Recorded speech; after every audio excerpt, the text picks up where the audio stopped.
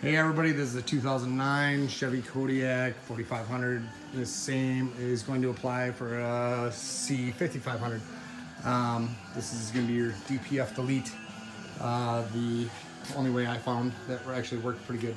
Okay, so this is your DPF system, and it's missing one piece right here, and also the tip I cut off as well.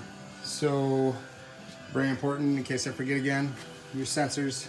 You're going to want to take those off of your frame mount. Basically get rid of that.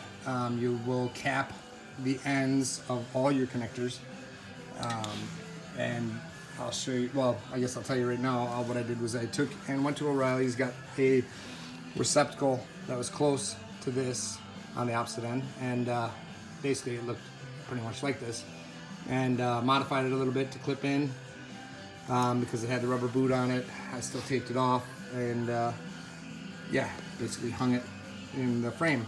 So these are 15mm bolts. I used a 1/2 inch impact with a swivel on it. I cut 3 of the holders off, left that one, to show you in a minute, and took that one. So what I replaced everything with was a Walker muffler with 3.5 inlet and 3.5 exit, which I had to combat the exit part just a little bit. Wasn't that bad.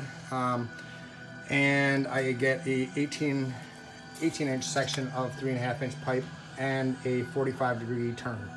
So channel locks is for getting your holders off, and pretty much what you'll do, I'll show you underneath there. All right, so here we go. Okay, it's gonna get a little choppy, and yeah, wait for it. Oh God, Mom! All right, there's your DPF tip. I re-welded that on to the 45. All my hangers, I ended up welding. Oh God, bad. Could've jacked it up a little higher.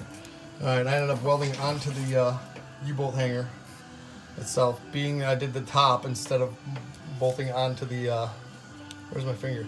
There it is. Instead of bolting onto the actual bolt, which I figure those deteriorate real quick, this should stay a little longer. It worked out really well. I was able to place it exactly where I needed to and weld it in place. A little bit of process holding, you know, especially if you're doing it by yourself. I used a egg crate, which actually helped out pretty good for holding the exhaust up, with a 2x4 on it. You know, while I was placing and welding, I did one piece at a time, starting from the front and working to the back, getting all my hangers in the right spots. The channel locks, you will end up using, put one end of your channel locks in there, on the opposite side here, just compress, it'll push it out. Use a little bit of either silicone spray, or I ended up using lithium grease because I didn't have any more silicone spray, and compress it. You'll have to adjust your channel locks again, compress it again, and then you should be able to wiggle it out. Same process on the, I'm going back in, spray a little bit of silicone spray in your hole first, and I cleaned up all these before I put them back in, so there's no burrs or anything. And then use your channel locks if you have to, and then get it close, and then you should be able to wiggle it in. It's still a pain. So this is what I dealt with the exit, you know, being 3.5 to 3.5. I cut slots in the elbow, and then I also, this muffler already had the slots cut into it, so I compressed the 45 just a little bit, got it in the muffler, placed it in on the truck again to make sure that my angle was going to be correct for the downward, you know, tip, because this tip curves down. So I didn't want it to be too low, too high, or anything like that. And oh, leg cramp, son of a bitch.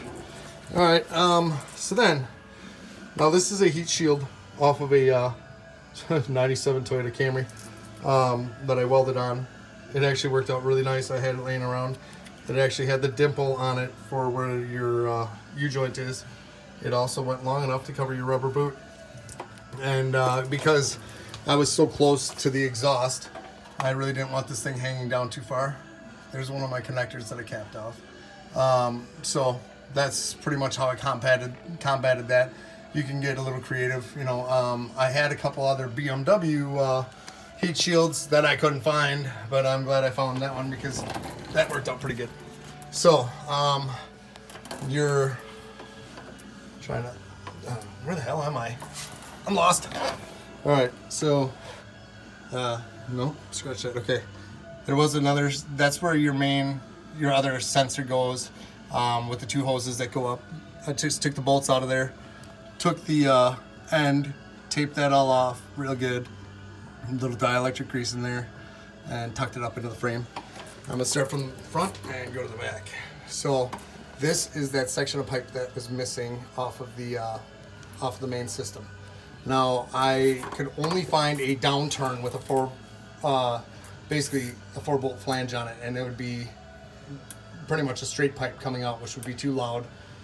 This is a work truck, so I didn't want it to be too loud, you know. And right now, this Walker muffler sounds really good with the DPF tip. The tip gives it just a little bit of a whistle, not like a whistle, but just a cool sound. Anyways, so I used a high temp gasket maker, which is, oh god, there it is, Optimum Gray gasket maker. It's high temp in place of the stock gasket. Clean up both sides of your flange before you put anything back together. Now I started an order with the hangers, and reason being, the number 1 hanger actually worked out perfectly because it already had a bend on it. To get up to that spot, welded it onto the top. I did a nice bridge weld on each side of the hanger. Now the nuts being upwards is a pain in the butt, but I used a quick wrench to get everything close, and then I was able to get a socket and a wrench on there to really give her. But so here's hanger number 2, and that I had to cut down to length to fit.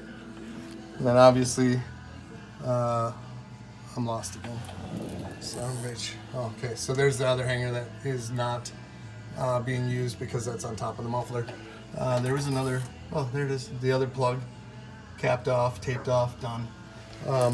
And pretty much there's the last hanger. So what I did was one at a time, got my spacing right, figured out my hangers, and welded as I went. That worked out really good for deleting that whole DPF system. Now you're going to need a tune on your truck. I'm also doing a couple other deletes. I'm going to put a couple other videos up shortly here. I'm also going to put out a video for lift pump and EGR delete, and possibly how I routed the DSP5 switch. And this is the guy to call. Okay, so David at Milk and Diesel Performance. Great guy. Called him, talked to him in person, gave him my VIN number, sent him the rest of the information, tire size, what I wanted to do with it. However, I obviously told him that I wasn't going to be using the DSP5 switch, and you know, that poses a problem when you go to program it, because it doesn't pick up the switch. So he sent me a link for the DSP5 switch, and we'll get that all back to good. So I hope this video helps you guys out, and well, good luck.